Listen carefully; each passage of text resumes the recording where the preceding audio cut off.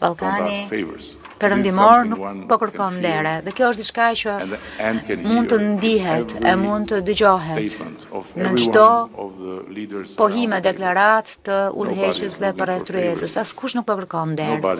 Askush nuk po thret për të shpërblyer me ëmbëlsira. Gjithkush vjen me krenarin për të ofruar vlerë dhe për të ofruar mund e djers. Falë Zotit, nuk duhet gjak. Ne nuk po lutemi për të hyrë në Bashkimin Evropian, nuk po kërkojmë lëmosh.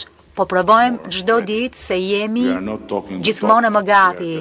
Ne nuk thjesht po flasim, po japim rezultate dhe më lini që ta them në mënyrë më të drejtë për drejtë.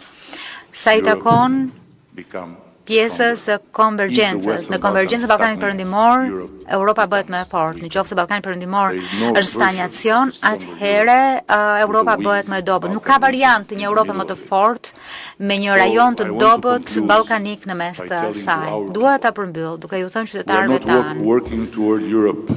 Nuk po ecim drejt Europës me duart bosh.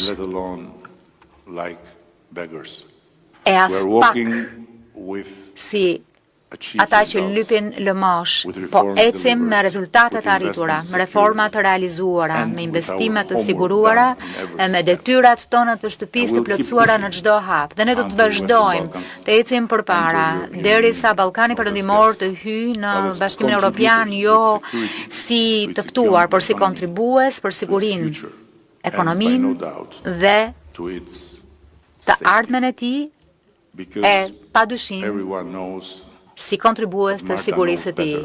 Sepse gjithë e dinë, e Marta e di edhe më mirë që për sigurinë tuaj zgjidhni një ballkanës. Dhe kjo funksionon gjithmonë. Dhe për sigurinë e Europës zgjidhni ballkanasit. Ne mund të jemi truprojat e Europës. Dhe më pas Europa do të ndihet më e sigurt shumë më e qetë në gjendjen e saj.